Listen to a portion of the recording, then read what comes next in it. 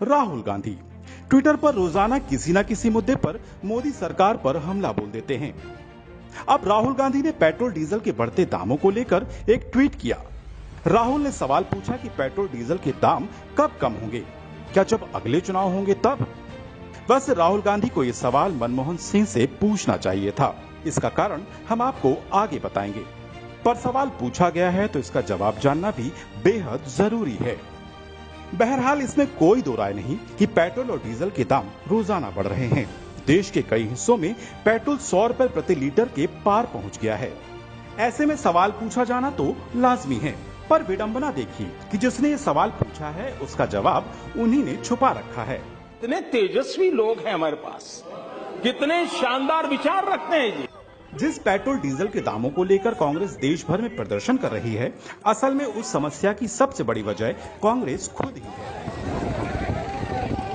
Expert की राय जानने से पहले हमने गूगल करके जाना चाहा कि पेट्रोल और डीजल के दाम क्यों बढ़ रहे हैं। देखा तो कई तथ्य सामने आए। उनमें से एक सबसे महत्वपूर्ण चीज जिसे कांग्रेस कभी नहीं बताती वो है ऑयल बॉन्ड्स। अब ये ऑयल बॉन्ड्स क्या हैं और कैसे मोदी सरकार के गले की फांस बन गया है, इसे समझ लेते हैं। आपको जानकर हैरानी होगी कि पेट्रोल डीजल की बढ़ती कीमतों की ज्यादा जिम्मेदारी मोदी सरकार की नहीं बल्कि मनमोहन सिंह सरकार की थी।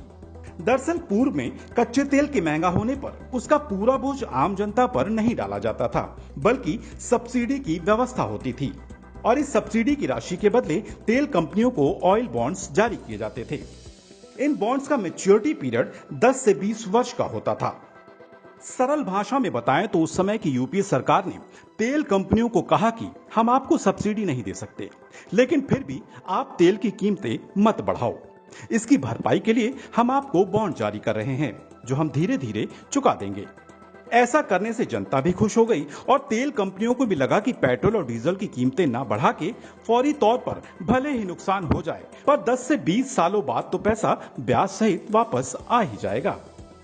ये बर्बादी का पेड़ जो कांग्रेस उस समय लगा गई, उसके कड़वे फल बीजेपी के खाते में आ गए। उस समय बांटे गए ऑयल बॉन्ड्स अब मोदी सरकार को ब्याज के साथ चुकाने पड़ रहे हैं।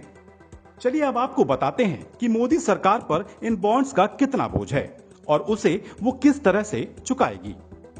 पिछली सरकारों ने 1.31 लाख करोड़ के ऑयल बॉन्ड्स जारी किए। इन बॉन्ड्स का भुगतान केंद्र सरकार को अक्टूबर 2021 से मार्च 2026 तक करना होगा। इस साल केंद्र को बॉन्ड्स पर करीब 20,000 करोड़ रुपए का ही ब्याज चुकाना होगा। वित्त मंत्रालय ने जो आंकड़े दिए हैं उसमें बताया गया है कि इस साल अक्टूबर नवंबर में केंद्र 5-5 हजार करोड़ के बॉन्ड्स का पेमेंट करेगा। इसके बाद साल 2023 में केंद्र 22,000 करोड़ रुपए के बॉन्ड्स का भुगतान करेगा। साल 2024 में 40,000 करोड़ के बॉन्ड्स का पेमेंट करेगा और साल 2026 में 37,000 करोड़ के बॉन्ड्स की केंद्र अदायगी करेगा। कुछ सरकारी सूत्रों के अनुसार मोदी सरकार के पिछले 7 सालों में इन बॉन्ड्स पर 70,000 करोड़ का ब्याज दिया गया।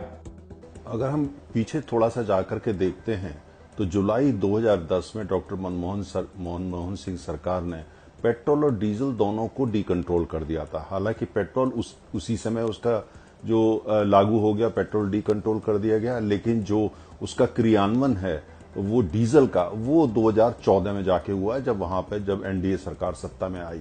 लेकिन 2010 से 2014 तक का इतिहास देखें, कीमतें बढ़ी थी लेकिन उसके बावजूद डीजल के ऊपर सब्सिडी चलती रही। अर्थात उस समय की सरकार ने उसकी कीमत को नियंत्रण में रखा।